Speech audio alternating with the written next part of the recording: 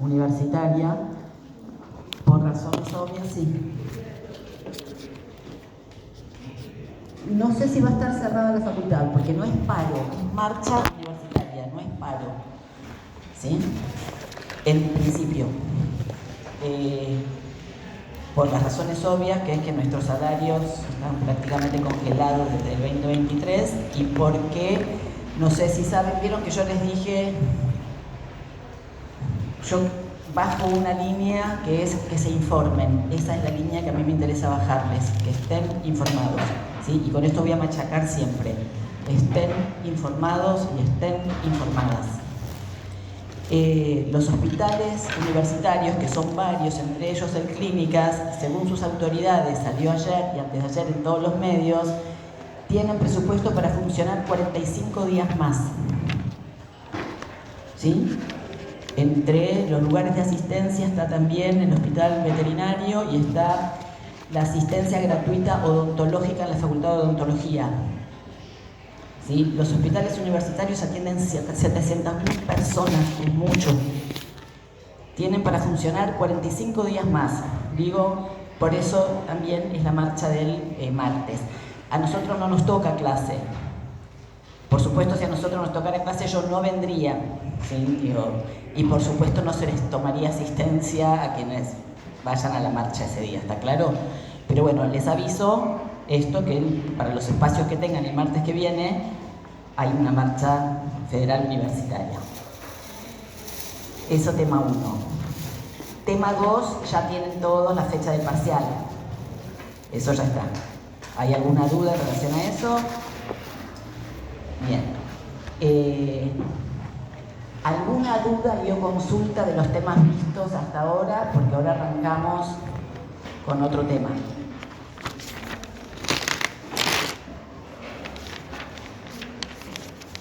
¿Empezaron con sueños, chicos?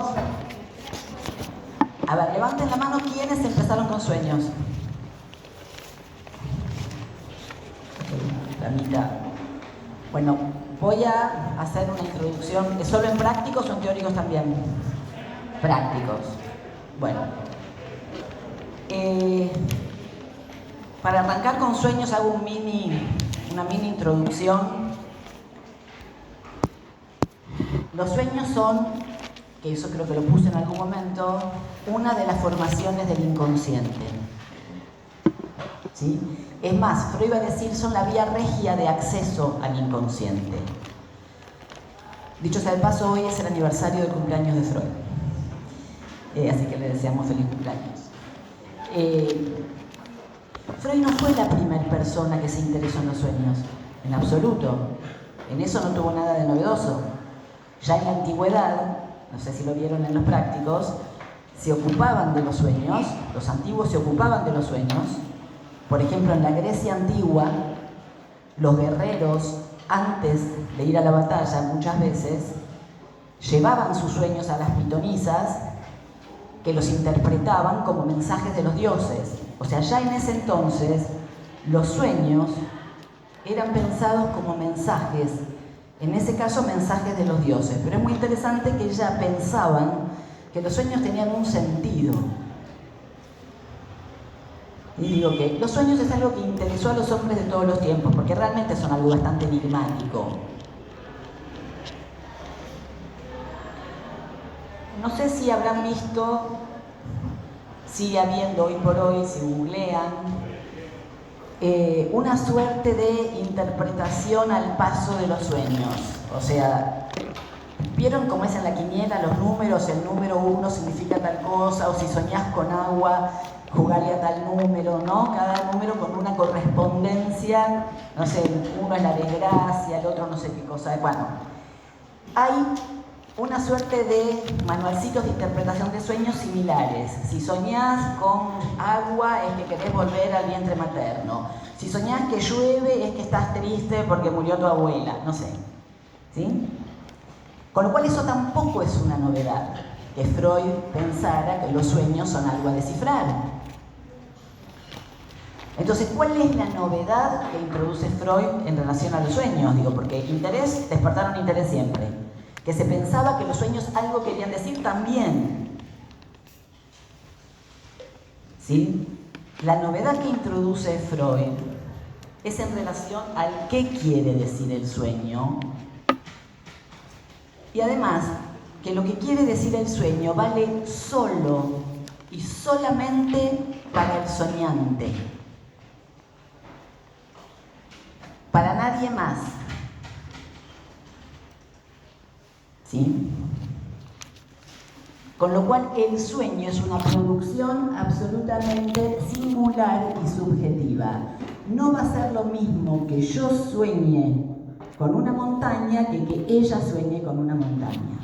¿Por qué? Porque para el análisis de los sueños, para Freud, no va a hacer falta un manual que diga si usted soñó con un barco se va a ir de viaje, sino que lo que hace falta es las asociaciones del paciente. Sin las asociaciones del paciente no podemos interpretar el sueño. Este es el verdadero aporte freudiano. ¿Cómo interpreta él los sueños? Esa es la singularidad del pensamiento freudiano. Porque de los sueños saben que se ocupa también la neurociencia, ¿sí? La neuropsicología, las neurociencias se ocupan de los sueños. El sueño REM, si uno sueña, no sueña, en qué momento sueña, pero no se ocupan de qué soñamos. ¿Sí? Esa es una particularidad del psicoanálisis. Y además, el modo de abordaje del sueño, ¿sí? Cómo se interpreta el sueño. Les voy a contar un sueño de una paciente no mía, de una colega mía. La paciente de mi colega estaba de novia con un pibe y el padre de ella lo detestaba al pibe este, al novio de la hija.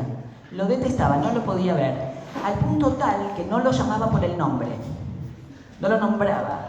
Entonces, si ella iba a salir, le decía, ¿vas a salir con él? ¿Te vas a ver con él? ¿Fuiste a lo de él? Pero no le decía el nombre. Digo que no es poca cosa no nombrar a alguien, ¿no? Bien, ella tenía todo un tema con esto, porque ella tenía una relación muy estrecha con su papá, se llevaba muy bien con su papá, y la mortificaba mucho que el padre no quisiera a su novio, porque se le complicaba llevarlo a la casa, o sea, le traía una serie de dificultades. Un día ella llega a la sesión en el marco de esta problemática y le dice que soñó, un sueño rarísimo, porque no entiende con qué miércoles puede tener que ver, que es que ella estaba en el living de su casa y de repente había un sillón, una chimenea. Ella dice, en mi casa no hay una chimenea, y de la chimenea bajaba Papá Noel. Pero ella estaba ella estaba en ropa que no era Navidad. ¿Sí? Dice, no era Navidad, no sé qué hacía ahí saliendo Papá Noel de la chimenea. Entonces, la analista le dice, ¿soñaste?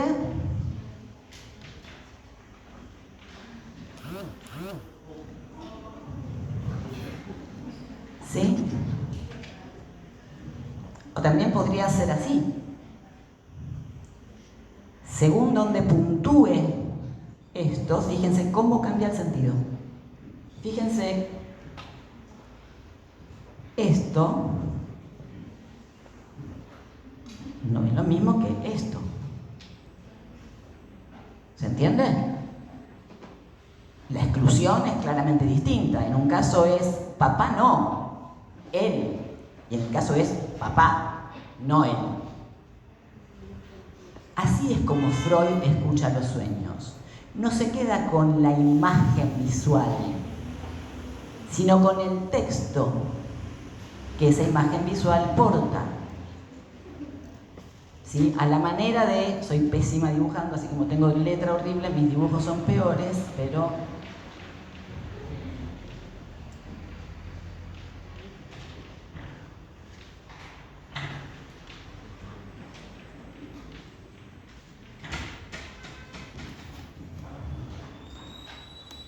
¿qué es esto? ¿Ahí dice soldado? ¿Está escrito soldado? ¿No? Sin embargo, ¿pueden leerlo? es la propuesta de Freud para interpretar los sueños. Los sueños no valen en tanto su imagen como si fuera un cuadro. No se interpretan en... ¿sí? Relaciona como si fueran un cuadro. Bueno, acá hay esto. Hay gente que dice, ay, soñé que mi mamá se moría, qué hija de puta que soy, no sé qué. Y uno dice, bueno, por ahí uno puede preguntar, ¿qué se murió en ese sueño? ¿O de qué se trata en ese punto la muerte? ¿O quién era? Digo, se presta a la pregunta, no tomar literalmente la imagen. ¿Sí? No, a mí hay uno que es interesante, que es, soñé que yo me moría. Pero entonces no te morías, porque si soñaste que te morías, no te estabas muriendo. ¿No? Digo que no hay que tomar al sueño en su imagen literal, ¿sí? Sino que Freud lo que toma es lo único que tenemos del sueño. ¿Qué es lo único que tenemos del sueño? Lo único que tenemos del sueño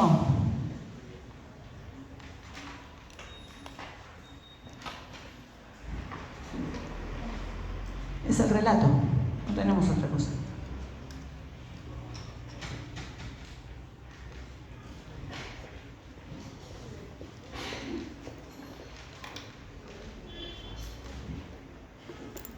A este relato Freud lo va a llamar contenido manifiesto. Claro, manifiesto es lo que se manifiesta.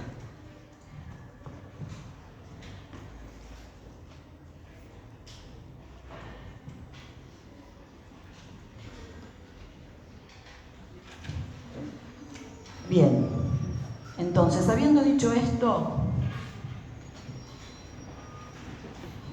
vamos a aquello. Entonces, Freud no es el primero que se interesa por los sueños, sino que es el primero y el único que le da un abordaje tan particular, en el cual la participación del soñante es imprescindible para el análisis del sueño. ¿Esto lo vieron? Para los que no lo vieron, rápido entonces. Una de las afirmaciones más fuertes de Freud es que todo sueño es un acto psíquico de pleno derecho. Y acá reparemos en acto y en psíquico. Freud no va a tomar al sueño en su valor físico, digo porque cuando uno sueña hay actividad cerebral, no va a tomarlo desde esa perspectiva neurológica, sino que la va a tomar desde la perspectiva psíquica, en tanto, como dije antes, es una formación del inconsciente. Y en ese punto somos responsables de lo que soñamos, como somos responsables de todos nuestros actos psíquicos. ¿Se acuerdan que en la primera clase, cuando hablé de cuál es la diferencia del psicoanálisis en relación a otras terapias u otras disciplinas? Yo les había dicho que el valor del psicoanálisis o la especificidad del psicoanálisis es el lugar que le da al sujeto. ¿Se acuerdan de esto? ¿Sí? El lugar que tiene el sujeto para el psicoanálisis es prácticamente único. Exactamente, la verdad la tiene el sujeto. De la verdad que se trata, yo les recomendé un artículo que está muy bueno, que se llama, qué bien, me olvidé el nombre. De Felipe Müller, que estaba en el diario La Nación, y ahora Un espacio para la verdad, así se llama. Un espacio para la verdad, justamente. Donde lo que él plantea es que el valor del psicoanálisis es el lugar que le da al sujeto. Donde de la verdad que se trata es de la verdad subjetiva, no de la verdad del analista, no del saber del analista, sino del saber del analizante. ¿Sí? Entonces la dignidad del sujeto es otra, no es la misma. Uno no está ahí en una situación pasiva, sino que está en una situación activa. Pero en ese sentido también hay una cuestión, que es que somos responsables, y esto creo que lo hablamos también más de una vez, de lo que sucede del consultorio para adentro, ¿no? Y de lo que uno habla, de lo que uno hace, uno es responsable. En ese sentido, Freud va a decir, uno es responsable hasta de lo que sueña. ¿Por qué? Porque lo soñó uno, no lo soñó el vecino de enfrente. ¿Sí? Lo que uno soñó tiene que ver con la propia psiquis. Entonces es algo propio y es algo de lo que somos responsables. Eso no quiere decir culpables, ¿eh? Es lo mismo responsabilidad que culpa. Hubo un caso muy famoso de un filósofo, Althusser, filósofo francés, marxista, muy famoso en la década del 60, sigue siendo muy famoso, pero él se levanta una mañana y se encuentra a su esposa muerta al lado en la cama. Se despierta, se horroriza, llama a la policía, llama a la ambulancia. Primero a la ambulancia, después la ambulancia llama a la policía, porque resultó ser que a la mujer la habían asesinado y la había asesinado él. Él no tenía ni el más mínimo registro de esto. Cero el registro que tenía. Con lo cual lo declaran insano y no lo condenan por asesinato, sino que lo recluyen en un psiquiátrico. Él por años reclama por ser juzgado y castigado. De hecho escribe un libro que se llama El porvenir es largo, donde justamente es un modo, digamos, de responsabilizarse de lo que no lo responsabilizaron. Porque lo que él decía es, aunque yo no tenga registro, lo hice. Y como tal, soy un sujeto plausible de ser juzgado. El declararlo insano lo dejó por fuera de la categoría de sujeto a ser juzgado. ¿Se entiende? Es complicada la figura del insano en ese sentido. Althusser pudo hacer algo con esto, que es escribir un libro, ¿no? Pero con esto, digo, di este rodeo como para pensar el valor del acto psíquico, sea consciente o inconsciente, como acto del cual uno es responsable, ¿sí? De hecho, dice de pleno derecho. Y la otra afirmación fuerte que va a sostener a rajatabla, es la tesis que Freud va a sostener más firmemente y por más tiempo, hasta 1920, es que todo sueño es un cumplimiento de deseo inconsciente.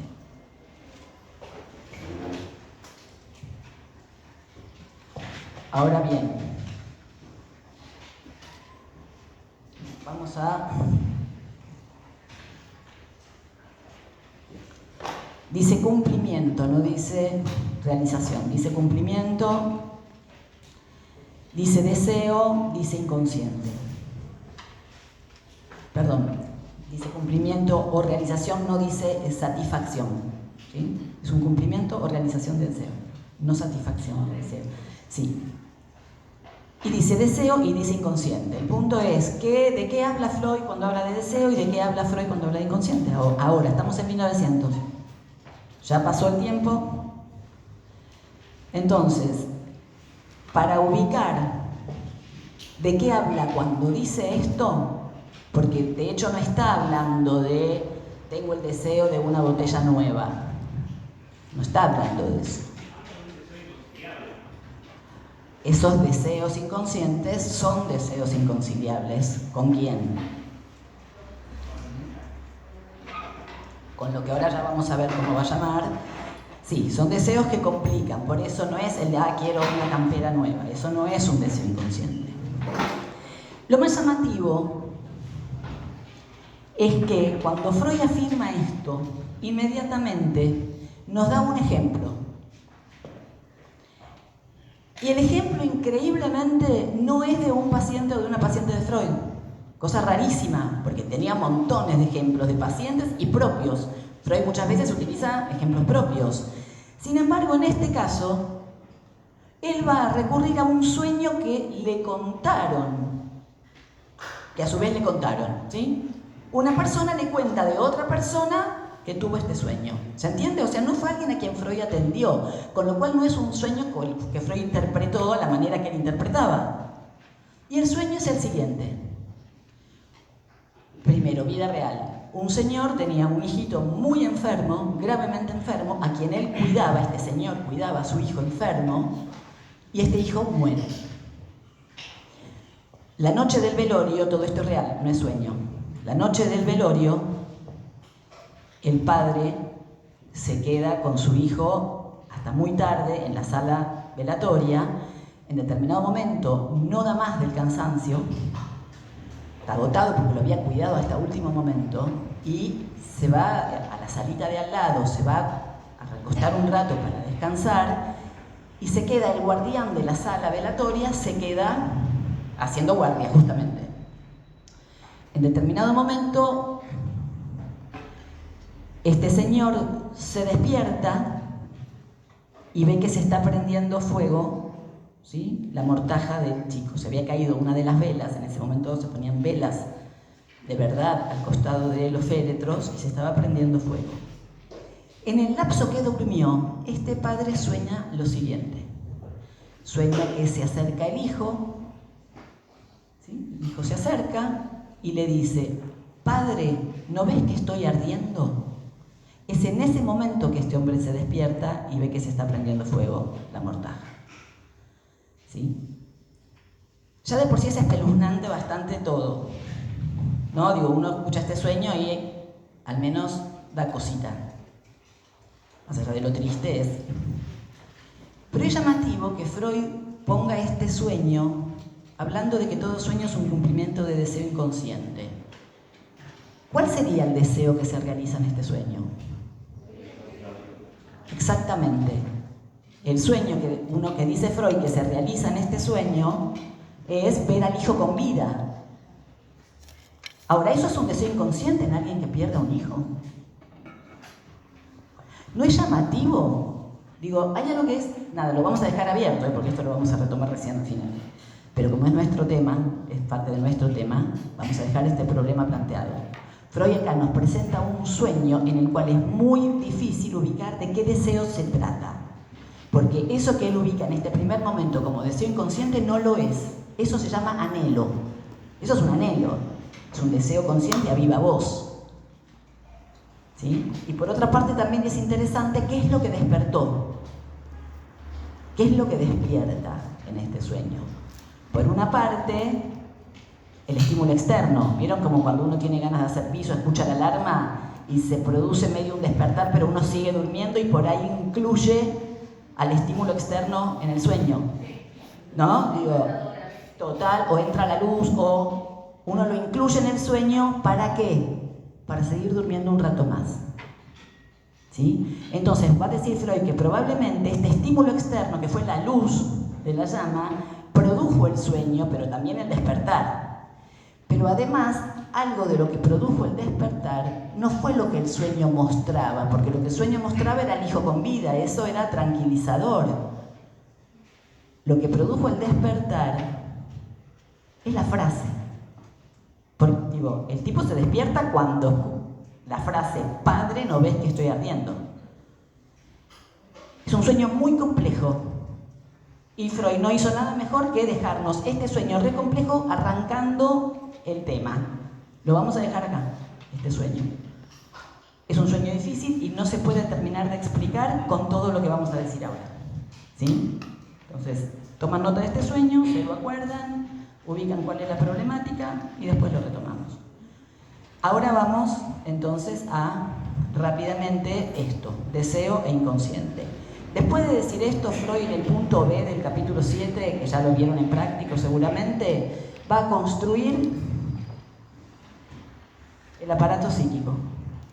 Lo va a formalizar. ¿Se acuerdan que hasta ahora teníamos un esbozo de aparato psíquico que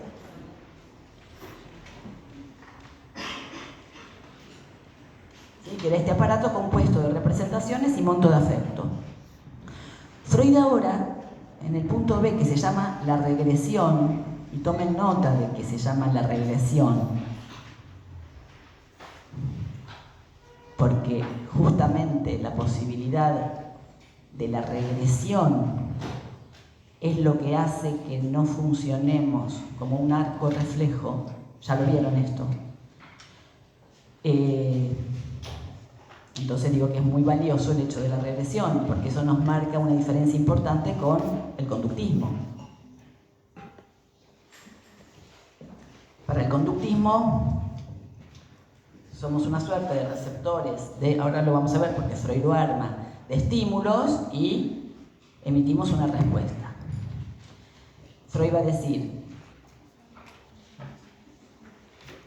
que para la construcción del aparato anímico va a tomar una serie de andamios. ¿Saben lo que son andamios?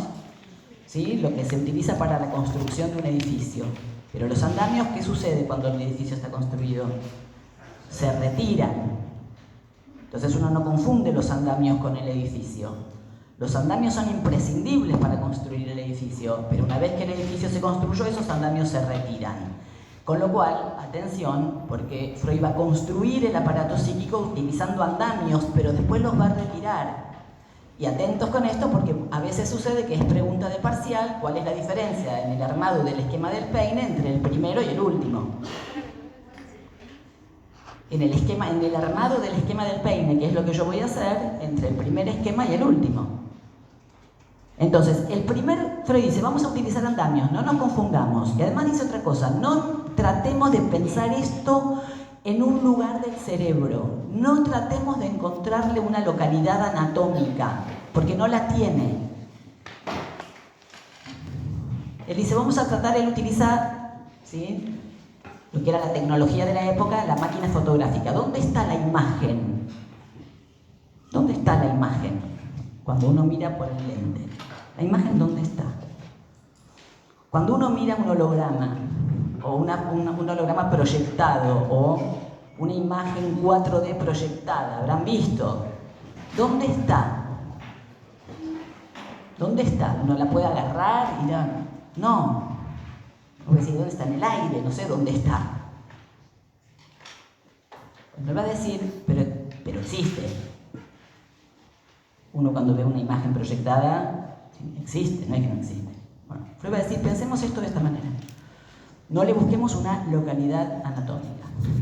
Entonces Freud va a decir, el primer andamio que vamos a utilizar es el del arco reflejo. Pensemos en un aparato que recibe estímulos vía un polo perceptivo, percibimos, y vía el polo motor emitimos una respuesta. Es un aparato que tiene una dirección. ¿La dirección de dónde va? Del polo perceptivo al polo motor. Toqué la plancha caliente, levanté la mano. Me encandila el auto de adelante, cierro los ojos. ¿Sí? ¿Está claro? Ahora Freud dice, ¿funcionamos así? A veces. ¿Hay gente tatuada? Bien. ¿Cuándo empieza el tatuaje? ¿Salieron corriendo? Nos quedamos y así, mordiendo los dientes y rezando para que pase la hora o el tiempo. Pero nos quedamos duritos, quietitos, con el dolor que tal. Nos salimos corriendo. Entonces no es cierto que siempre que recibimos un estímulo reaccionamos con la respuesta que supuestamente es la adecuada. A veces sí, pero no siempre. Nuestro aparato es más complejo que un arco reflejo. Es más complejo. Entonces Freud dice, vamos a pensar entonces en un segundo momento. Esto no es biológico, esto no es que sucede así, Esto es un esquema teórico, Freud se está sirviendo de estos andamios para la construcción del aparato psíquico.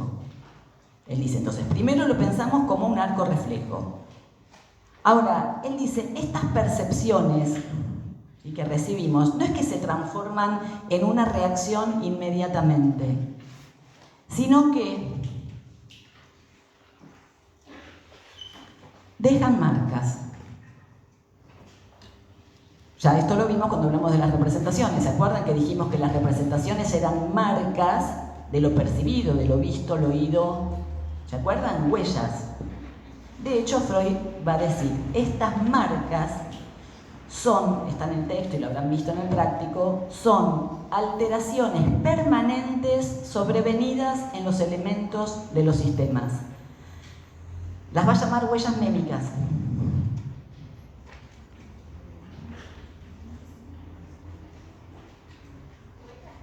Huellas mnémicas. Mnémico viene de mnemos, que es memoria en griego.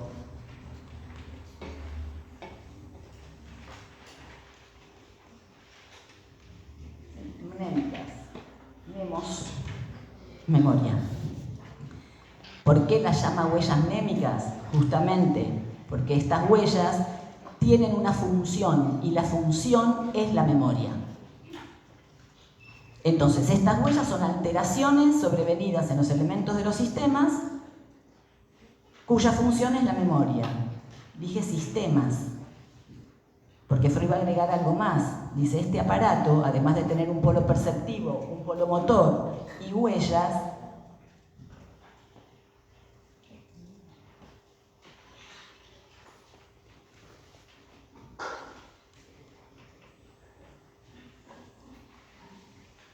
está dividido en sistemas.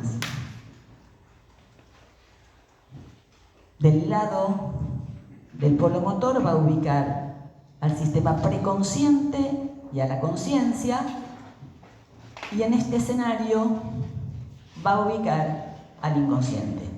De hecho, este punto, que se llama la regresión, antes de arrancar con la construcción, en este punto, antes de arrancar con la construcción del esquema del peine, Freud dice, el escenario de los sueños es otro escenario que el de la vida de vigilia. El escenario en el que se forma el sueño es otro escenario que el escenario de cuando estamos despiertos. La vida de vigilia es cuando estamos despiertos. ¿Cuál es el escenario de los sueños? Este.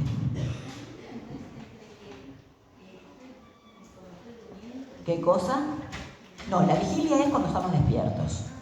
¿Sí? El estado de vigilia es cuando uno está despierto. ¿Tá?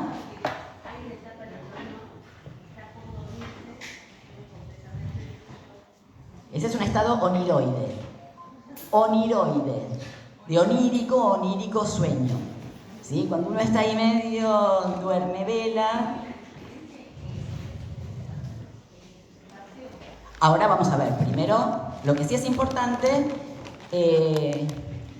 paren que me puse a hablar y no hice esto. ¿Ya firmaron hojas? ¿No? Ah, bien. ¿Pueden pasar, chicos, para allá?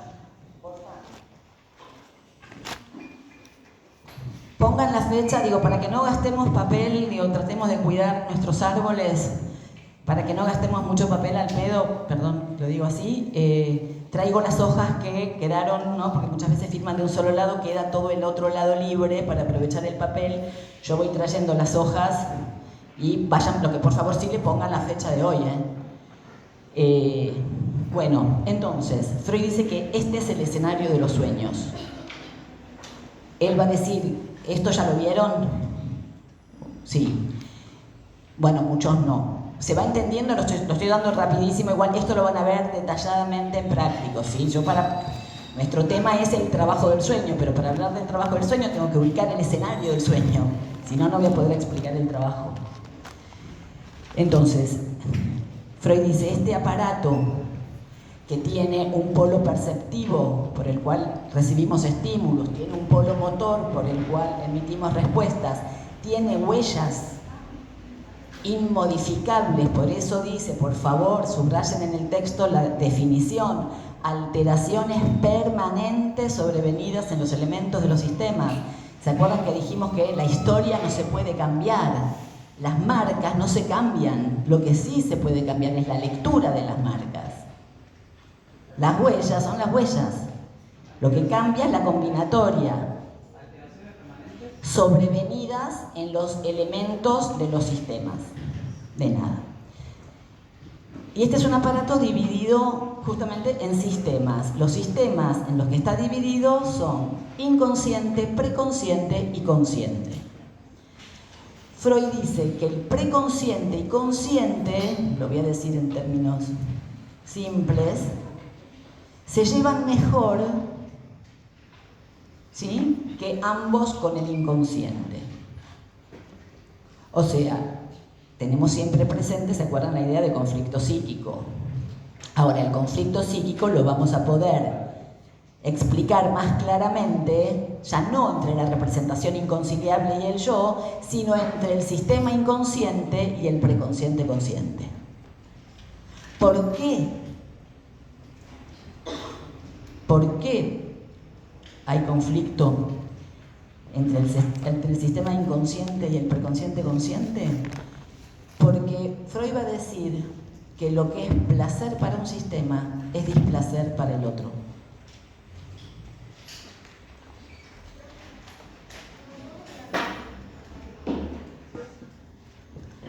Yo dije que ahora vamos a poder definir con más precisión entre quién y quién es el conflicto psíquico. Antes decíamos entre la representación inconciliable y el yo. No teníamos muy en claro qué es el yo porque Freud no lo había definido. Ahora el conflicto psíquico va a quedar mejor definido entre el conflicto que sucede entre el inconsciente y el preconsciente consciente. Y dije, ¿por qué hay conflicto entre el inconsciente y el preconsciente consciente? Porque lo que es placer para un sistema es displacer para el otro. Ya vamos a ver.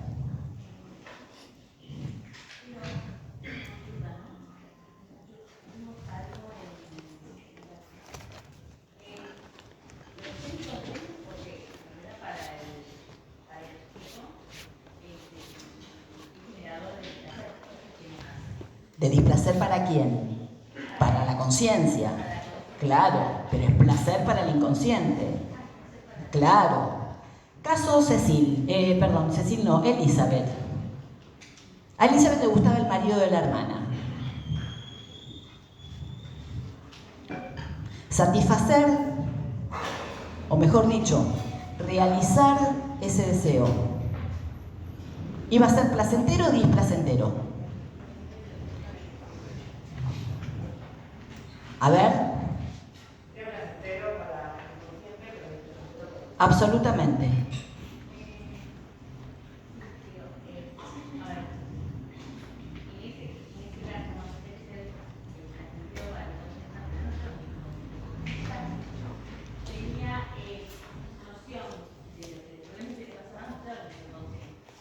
Es que ella no tenía noción de lo que realmente le pasaba. ¿Sí? ¿Sí? Digo, en realidad ella, justamente eso es lo que reprime. Ella reprime la realización de esto. ¿Sí? Cuando a ella le duele la pierna, por supuesto que ella era consciente cuando le gustaba, claro que sí. De lo que ella no es consciente, no es que le gustaba, que le gustaba el cuñado, es que le dolía, ¿por qué le dolía la pierna? De eso ella no es consciente. ¿Sí? Del motivo del síntoma. Digo, en relación a lo que puede ser placer para un sistema y displacer para el otro, muchas veces hay cosas que a uno le dan placer y después se quiere pegar un tiro por haberlas hecho, o no. Hay cosas que uno hace porque tenía ganas de hacerla y después aparece algo que se llama la señora culpa y a uno le pasa para la miércoles. ¿Sí? Muchas veces la culpa es el precio que se paga por determinados cumplimientos de deseo. Y ahí se ve lo que es placer para un sistema y displacer para el otro. O sea, sí, fue placer en un sentido, pero en otro sentido es displacentero. Estamos arrancando, Estamos arrancando. Entonces, con esto Freud ya nos arma un aparato psíquico, ¿sí? Dividido en sistemas, donde plantea un conflicto entre uno de los sistemas y los otros. Les da una ubicación, fíjense que el preconsciente, en realidad, como no tenía lugar, acá no queda tan claro.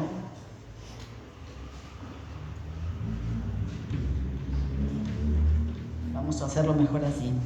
El preconsciente, ¿sí?, estaría entre el inconsciente y la conciencia.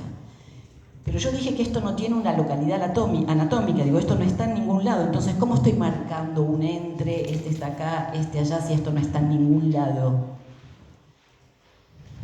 ¿Dónde está la escala? ¿Alguien sabe de música? ¿Saben? Más o menos todos saben lo que es la escala, ¿sí? Do, re, mi, fa, sol, la, si, do.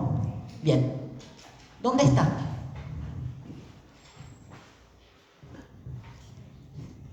¿Dónde está la escala musical? ¿Dónde están los números?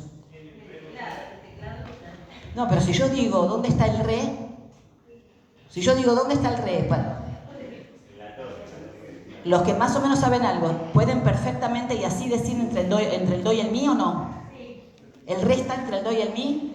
No importa si tengo un teclado, si tengo una guitarra, si tengo un violín, si tengo un armónico, no importa. Hay una ubicación espacial fija en los números naturales. ¿Dónde está el 2? ¿Dónde está el 2? No lo veo. ¿Dónde está? ¿Entre el 1 y el 3? ¿Es así? Después uno puede hacer infinitas combinatorias.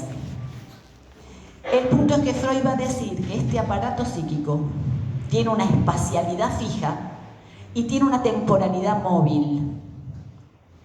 Con esto de espacialidad fija se refiere a algo similar a la escala musical. Las huellas están ordenadas de determinada manera, que es fija. Ese ordenamiento no va a modificarse. Lo que sí se modifica, por eso dije, es la mirada que uno puede tener. Son las asociaciones que puede establecerse entre una huella y otra. Y esto lo vimos. En este sentido, Freud habla de temporalidad móvil. ¿Por qué? Porque según las asociaciones que se establezcan, algo que sucedió hace 20 años puede tener actualidad hoy. Esto ya lo vimos. Entonces la temporalidad no es estanca, no es lo que pasó, pasó y si ya hace 20 años ya no importa. No, lo que pasó hace 20 años puede determinar mi conducta hoy. En ese sentido, vuelvo, digo como para que pensemos, podríamos decir, para el psicoanálisis, la conducta no es lo más importante. Efectivamente, esto es cierto. A diferencia de las terapias conductuales, para el psicoanálisis la conducta no es lo más importante. ¿Por qué? Porque nosotros pensamos a la conducta como un efecto secundario de, no como una causa. ¿Sí? La conducta es el efecto secundario de otra cosa. Las terapias conductuales actúan sobre la conducta. ¿Le tiene miedo de las cucarachas? Acérquese cada vez más a la cucaracha, cada día un poquito más, vea fotos de cucarachas de a poco y va a ver que se va a mejorar. El psicoanálisis dice, mirá, si te acercas a la cucaracha, este no es el punto es de qué se trata este miedo a la cucaracha. ¿A qué le temés cuando le temes a la cucaracha? ¿Sí? Digo, es otro el planteo. Y en todo caso, cuando se modifica o cuando se puede ubicar de qué va eso, se produce una modificación en la conducta. Pero como efecto secundario, insisto, no es lo primario, sino que es, la conducta es secundaria a otras cosas. Por ejemplo, a lo que pensamos, principalmente. Si pensamos que la cucaracha nos va a hacer un daño, salimos corriendo. Entonces, el punto no es salir corriendo, el punto es que pensamos que nos va a hacer un daño. ¿Se entiende? Entonces, todo esto es posible por esto que acabo de decir, porque no es que me fui por las ramas, sino que partí de que este aparato tiene una espacialidad fija y una temporalidad móvil. Por eso tenemos la posibilidad de cambiar nuestra posición frente a las cosas, si no, no tendría sentido una terapia. ¿Sí? Bien, más o menos este es el esquema principal. Freud va a caracterizar, va a dar determinadas características de estos sistemas, va a decir que en el inconsciente nada está pasado ni olvidado, que el inconsciente es indestructible, el deseo inconsciente es indestructible, no rige el principio de no contradicción en el inconsciente. Por eso podemos querer y no querer una misma cosa al mismo tiempo.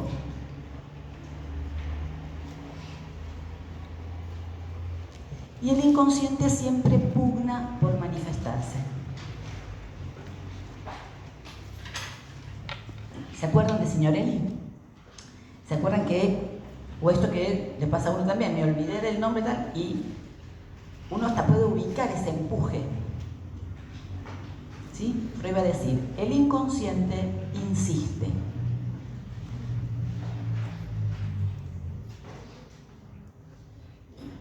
La conciencia es con lo que nos manejamos cuando estamos despiertos. es lo que nos posibilita circular por el mundo, ¿sí? Pasar por la puerta sin chocarnos con las paredes, tener una imagen corporal, ¿sí? Todo este tipo de cuestiones. Y el preconsciente, de algún modo, funciona como un filtro entre lo que tiene acceso a la conciencia y lo que no tiene acceso a la conciencia. ¿Sí? Este es más o menos el esquema básico. Con esto entonces ya, si hablamos de inconsciente, podemos ubicar de qué estamos hablando. Estamos hablando de uno de los sistemas del aparato psíquico que entra en conflicto con los otros dos sistemas y que es el escenario de los sueños. ¿Sí? Una cosa más que Freud va a decir en relación al inconsciente es que la energía en este sistema es libremente móvil. En este aparato hay energía, acuérdense la hipótesis auxiliar. En este aparato hay una cantidad y un factor cuantitativo que recorre las huellas.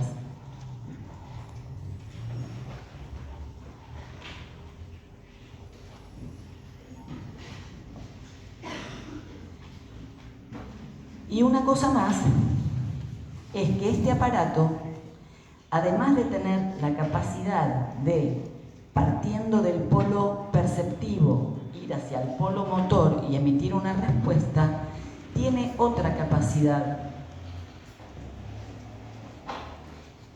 que es ir en el sentido contrario. Si no pudiera el aparato ir en el sentido contrario, no podríamos recordar.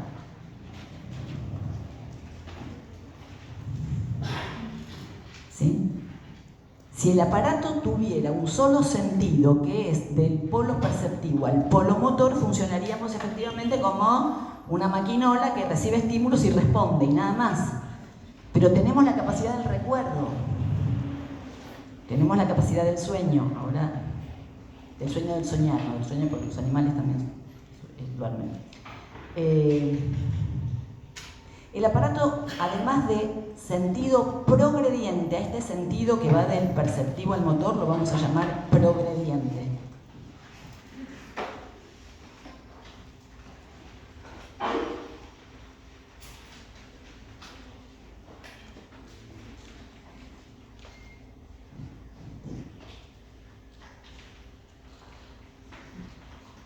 Y al que va en sentido contrario, regrediente.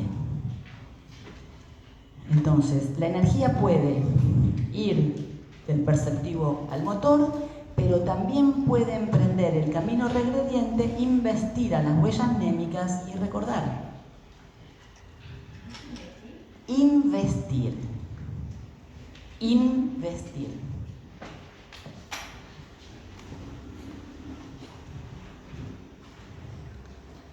¿Sí? Sí. No. Por eso hablé de recordar.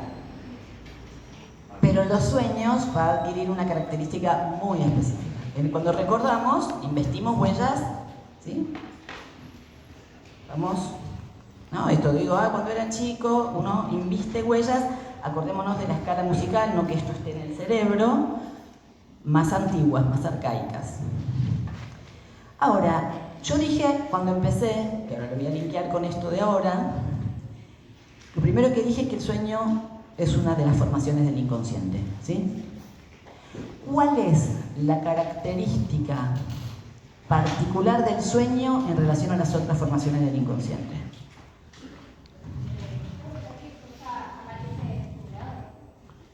Las demás también aparecen desfiguradas.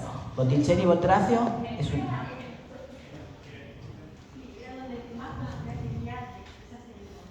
Sí, pero en todas las demás también. El sueño tiene una que es la vía regia, pero el inconsciente, acá la compañera lo dijo, el sueño tiene algo que no tiene ninguna de las otras, salvo una, a ver si alguien, porque nunca falta quien dice, y esta, no la voy a decir, a ver si alguno la pesca.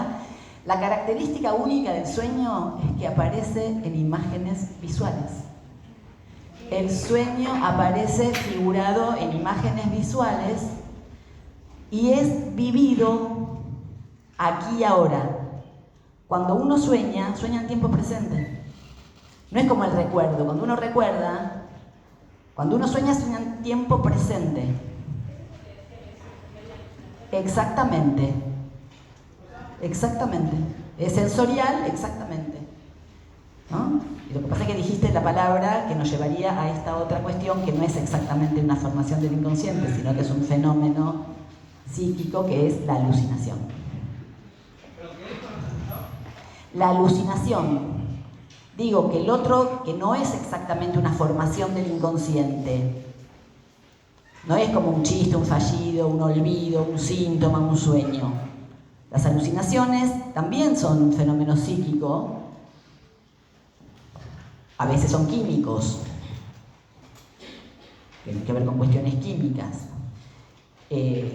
La diferencia abismal que hay entre un sueño y una alucinación, más allá de que en ambos casos se juega en tiempo presente, porque cuando uno alucina se cree lo que está alucinando, es que cuando uno sueña está dormido, está en reposo.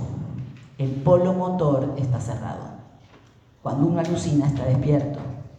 Entonces justamente puede actuar, hablando de que la conducta es un efecto secundario de... Hay veces que la gente alucina y por alucinar se tira por una ventana, porque si está alucinando, que se está prendiendo fuego todo y está por quemarse vivo, digo cuento esto porque ha sucedido, no lo estoy inventando, se tira por la ventana. Esa conducta es resultado de otra cosa. ¿De qué? De que alucinó que se estaba por quemar vivo. Cuando uno está dormido, el polo motor está cerrado. Esa pregunta nunca falta. La verdad, con total sinceridad, Freud no se ocupó del sonambulismo. Es un fenómeno súper... No sé qué porcentaje de población será la que puede llegar a ser sonámbula. La verdad que no hizo ningún estudio al respecto porque no es representativo. ¿Sí? Digo, son casos que no son representativos, o sea, es una excepción, ¿no? De todos modos, nunca tuve un paciente que fuera literalmente sonámbulo, así que por eso yo no me puedo meter con eso porque no lo sé. Freud tampoco trabajó sobre el tema porque no es representativo, la muestra no es representativa. Lo que sí, nunca escuché de un sonámbulo que se haya tirado por una ventana ni nada por el estilo. Que camine, sí. Eso sí. Pero nunca, por eso, no es igual que una alucinación. Digo, porque por ahí se mueven, pero no es lo mismo, ¿sí? Ya te digo, no puedo contestarlo porque no me gusta hablar sin saber, digo hasta ahí, ¿sí? Entonces, Freud se ocupa de la regla, no de la excepción. Bien. Dicho esto, más o menos del aparato creo que estamos, en el aparato, formación del inconsciente, tiene esta característica particularísima que es que aparecen imágenes visuales y que se vive en tiempo presente, pero de lo que no hablamos hasta ahora es de esto. En el punto B del capítulo 7, que no nos toca a nosotros, que lo tienen en prácticos y en teóricos, hablamos de esto. Pudimos formalizar algo de esto. Ahora nos toca esto. Porque si todo sueño es un cumplimiento de deseo inconsciente, tenemos que saber qué es un deseo. Para eso, en el punto C del capítulo 7, ¿de esto vieron algo? ¿También vieron? ¿Quiénes vieron algo? Ah, bien, ínfimo. No, listo, no. En el punto C, que se llama acerca del cumplimiento de deseo, Freud va a abordar esta cuestión de que es un deseo para el psicoanálisis. Y lo va a hacer partiendo de algo que él va a llamar la experiencia mítica de satisfacción.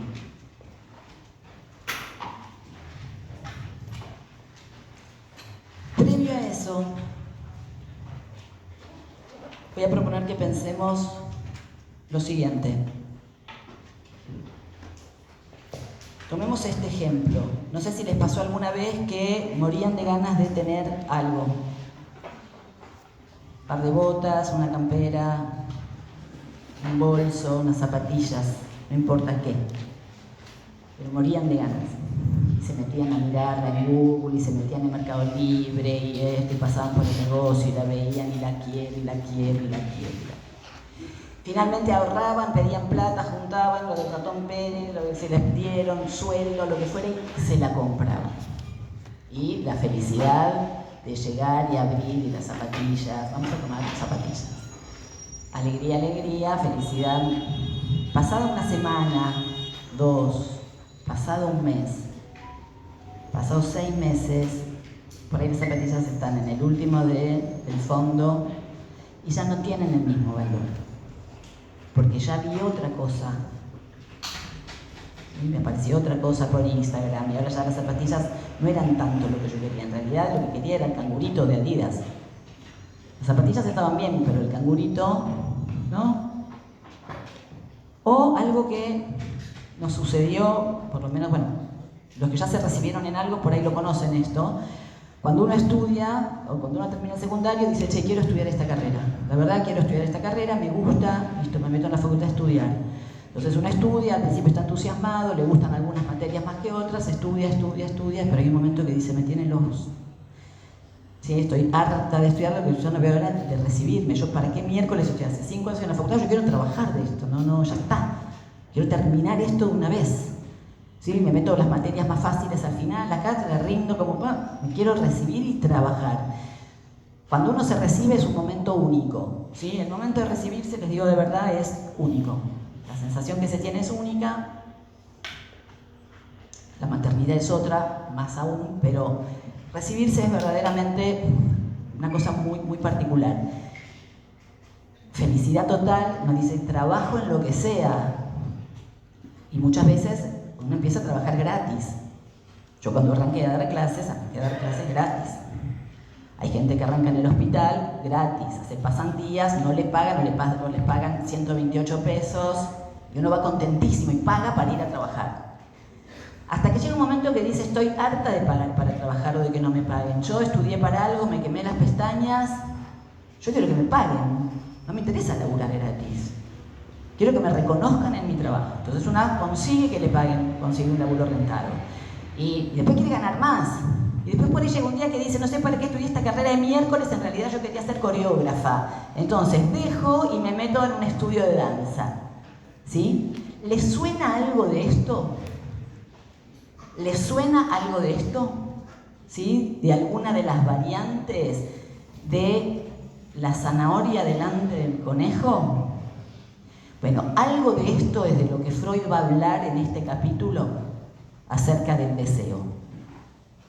¿Sí? El deseo no es el deseo de algo.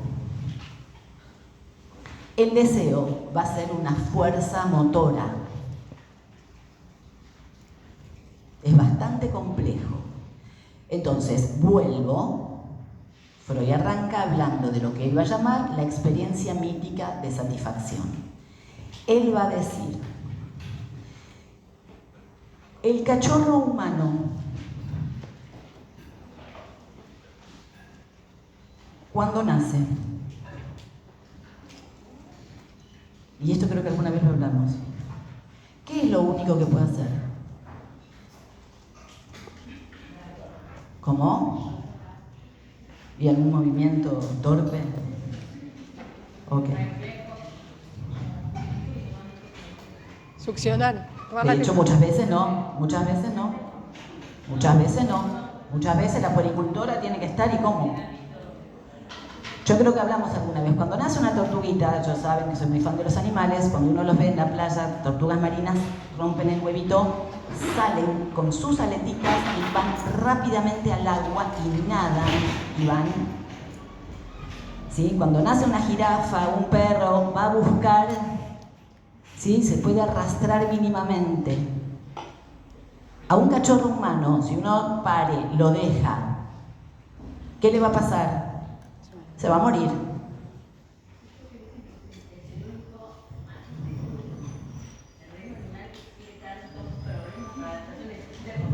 El cachorro humano, por eso ya después cuando veamos, las cosas tienen una explicación.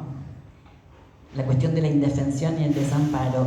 El nivel de dependencia del cachorro humano en relación al otro es enorme. ¿Sí? Los animales muy poco tiempo dependen de la madre, muy poco tiempo. Algunos, insisto, la tortuga, los cocodrilos, ¿no? Los reptiles, no, los insectos, ni menos, ¿no? Sí, claro, totalmente. Es muy poco el tiempo que dependen los animales de las madres. Sin embargo, el cachorro humano, digo, y esto es muy importante, chicos, para poder entender, esto es muy importante para poder entender la estructura del deseo, ¿sí? La dependencia en relación al otro. Freud dice, cuando nace el cachorro humano, lo máximo que puede hacer es llorar y algún movimiento. Cuando, acuérdense que este aparato, digo, en el primer modelo recibimos estímulos y emitimos respuestas. Lo que hay cuando nacemos es una gran cantidad de estímulos internos. ¿Saben por qué es el llanto? Porque entra por primera vez aire a los pulmones. Hay muchos estímulos internos, por primera vez se ve la luz en forma directa. Antes estaba todo en penumbras y flotando en agüita, a una temperatura determinada. Nacemos en contacto con el aire, luz, nos tocan, ¿sí? La piel, la primera vez que es tocada por otra piel. Ruidos. No, pero son estímulos externos, pero son estímulos internos también, ¿sí? Hay estímulos, o sea, todos estos, o sea, lo que son efectos de choque que producen estímulos internos. ¿Por qué cerraría los ojos si no hay algo que perturba? ¿Sí? Estos estímulos externos se perciben y producen algo a nivel del organismo. Esto que digo, la sangre empieza a circular en sentido contrario, no sé si esto lo sabían, y entra aire por primera vez. Estos son estímulos internos. ¿Sí? El llanto tiene que ver con estímulos externos que producen estímulos internos. El llanto tiene que ver con lo de los pulmones. Entonces, a nivel del cachorro humano, estos estímulos externos e internos dejan una huella, porque percibimos, y la percepción deja huella. ¿Está claro? Si seguimos la lógica de este aparato, las percepciones dejan huellas, ¿sí?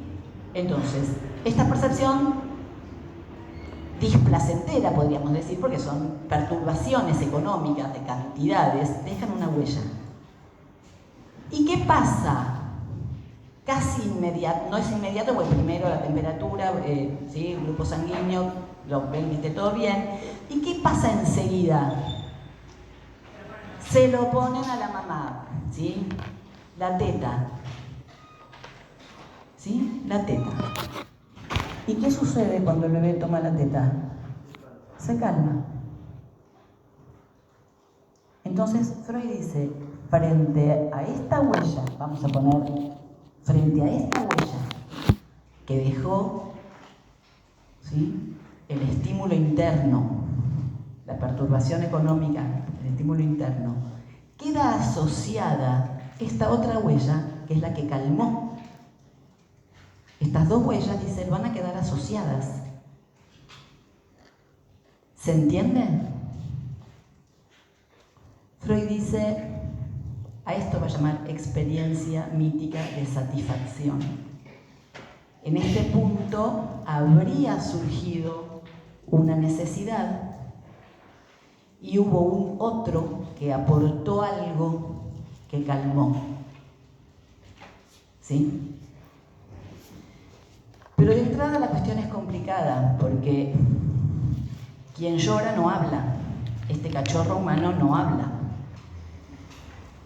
Entonces, ¿quién dice lo que le pasa al cachorro? El otro. ¿Sí? Ese otro de los primeros cuidados, función materna, la madre, sea la madre biológica o la que fuere. Lo significa.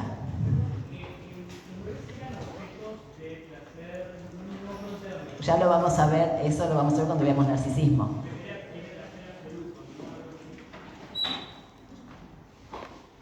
Pero de qué, no, porque en relación al deseo materno o en relación a qué lo estás.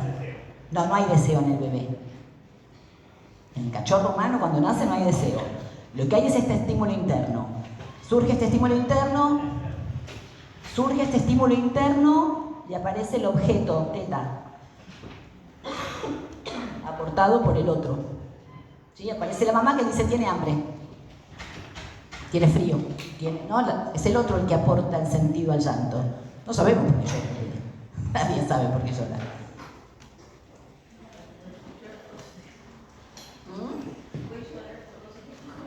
Puede llorar por 2 o 3 cosas, el punto es que no sabemos exactamente por cuál, ¿sí? Sino que el sentido se lo aporta el otro. ¿No vieron cuando un chico se cae y se lastima? Que si uno dice, ¡ah! ¿Qué te hiciste? El chico llora el doble, y si uno dice, ¡ay, mirá, no pasó nada! ¿Quién le aportó el sentido a eso? El otro. Sí, es el otro el que le aporta el sentido. Entonces, no sabemos, nadie puede decir si es hambre. Lo que sí sabemos es que se le pone la teta y se calma. El punto es el siguiente. Freud dice, la próxima vez que vuelva a aparecer ese estímulo interno, el bebé va a querer volver a repetir de manera idéntica la calma. ¿Me siguen? Cuando vuelva a aparecer el estímulo interno, el bebé va a querer repetir de manera idéntica la vivencia. El punto es que es imposible que se repita de manera idéntica la vivencia. ¿Me van siguiendo? Porque es complejo esto. ¿Por qué es imposible que se repita de manera idéntica la vivencia? Por algo que dijimos cuando hablamos de la percepción al principio. Porque la percepción se pierde. ¿Se acuerdan que dijimos que las representaciones eran marcas de las percepciones? Las huellas son marcas de la percepción, no son la percepción. Por eso no hay nada, chicos, no hay nada que uno haga 2 veces que sea igual. Nunca es igual. Nunca es igual. Es imposible que sea igual la vivencia que el recuerdo. No puede ser igual, porque una cosa es la marca y otra cosa es la vivencia. Entonces, lo que dice Freud es que este aparato, como tiene la capacidad de emprender el camino regrediente, insisto, queda la huella de la necesidad, queda la huella de la satisfacción. Cuando vuelva a surgir una necesidad, lo que va a hacer es tender a, por el camino regrediente, investir estas huellas y volver a repetir la vivencia. Pero lo único que se logra en ese caso, ¿qué es? Alucinarla. ¿Sí? La vía alucinatoria, como en el sueño. Se logra reproducir alucinatoriamente. ¿Escucharon hablar alguna vez que la gente que empieza a sufrir deshidrataciones graves en un desierto alucina que hay un oasis o alucina que tiene agua? Mueren felices, pero mueren. Porque efectivamente alucinan y se calman psíquicamente, pero no tomaron agua. Digo, si el bebé se queda alucinando que toma la teta, pero no toma la teta, si no viene el objeto externo, se muere por más que alucine. ¿Me siguieron? Freud dice, nunca va a haber una coincidencia entre lo buscado y lo encontrado. La diferencia entre lo que uno busca y lo que uno encuentra, eso es el deseo. Esto, no se preocupen, lo van a ver bien en prácticos después, ¿sí? La cuestión de la vivencia de satisfacción, lo van a ver bien en prácticos. Pero lo que sí era importante es que tengamos más o menos alguna idea, ¿sí? De que la cuestión del deseo para el psicoanálisis no es el deseo de algo, sino que el deseo es una fuerza impulsora. Freud dice, el deseo es lo que pone a trabajar a las huellas. El deseo es lo que hace que nos levantemos todos los días. Si no hubiera deseo, ¿para qué nos vamos a levantar? ¿Qué es lo que hace que nos levantemos todos los días? Tengo que ir a laburar, tengo que ir a la facultad, pero porque quiero. Si laburo es porque quiero colaborar en mi casa, quiero mantenerme sola, quiero...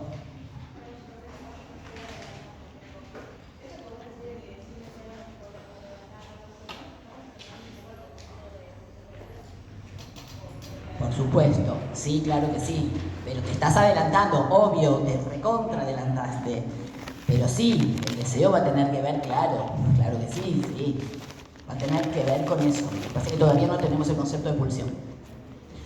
Entonces, lo que tenemos es al deseo como esta fuerza motora, ¿sí? Por eso digo, es lo que hace que uno se levante, siga adelante. Las cosas se complican cuando se complica el deseo. Cuando se complica el deseo, las cosas se complican. Exactamente. O peor aún, la melancolía, ¿no? Que a mi gusto la melancolía es el cuadro más severo de todos los cuadros psíquicos, ¿sí? Cuando el deseo se complica, y de hecho muchas veces uno encuentra hoy por hoy en chicos adolescentes, preadolescentes y adolescentes con interés cero en nada, salvo la play y hasta ahí.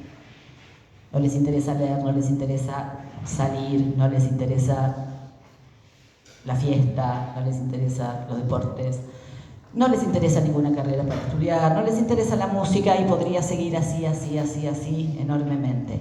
Muchas veces lo que uno encuentra es que en estos casos, cuando uno habla con los padres, te dicen, nunca le faltó nada, yo les di todo. Y uno dice, la puta madre. Si no le faltó nada, es un poco difícil que pueda desear algo. Si uno tiene todo, ¿qué podría desear? La condición del deseo es la falta. La condición del deseo es que justamente siempre haya una diferencia entre lo que uno busca y lo que uno encuentra. Porque si hubiera identidad de percepción, nos quedamos alucinando. Ya está. En tanto es imposible la identidad, porque la percepción está perdida, entonces siempre hay una diferencia. Digo, ese es el motor del aparato. Freud dice, el deseo inconsciente es lo que pone a trabajar a las huellas. Y el deseo inconsciente es el motor del sueño. Y ahí es donde vamos a arrancar, ¿no? Para hablar del trabajo del sueño, en cuál es su motor, dónde arranca un sueño, qué es lo que motoriza que soñemos. Por eso necesité todo esto que dije hasta ahora para arrancar con nuestro tema, ¿sí? Pero por lo pronto, por favor, cuando hablemos de deseo inconsciente, tratemos de no pensar en un objeto en particular, porque para el psicoanálisis el objeto de la realización, o en este caso sería de la satisfacción de la necesidad, está perdido por estructura. Por eso nosotros decimos que para el sujeto humano no hay, ¿vieron el corazón ese que uno lo parte y se reparte la medallita a mitad? Que si uno lo junta se completa. Bueno, para el psicoanálisis siempre esto va a ser así. No existe el objeto que complemente al sujeto humano. Funcionamos como si hubiéramos tenido alguna vez ese objeto que nos completó y lo hubiéramos perdido y vivimos buscándolo. En realidad no estuvo nunca. Este es un modelo que toma Freud para que entendamos la estructura del deseo humano. Por eso nunca alcanza ningún objeto.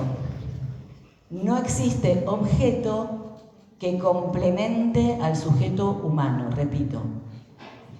Por eso siempre estamos... Hay gente que dice, pero nunca no le alcanza conmigo, quiero otras cosas. Menos mal que quiero otras cosas. Si no sería siniestro. Sí, digo.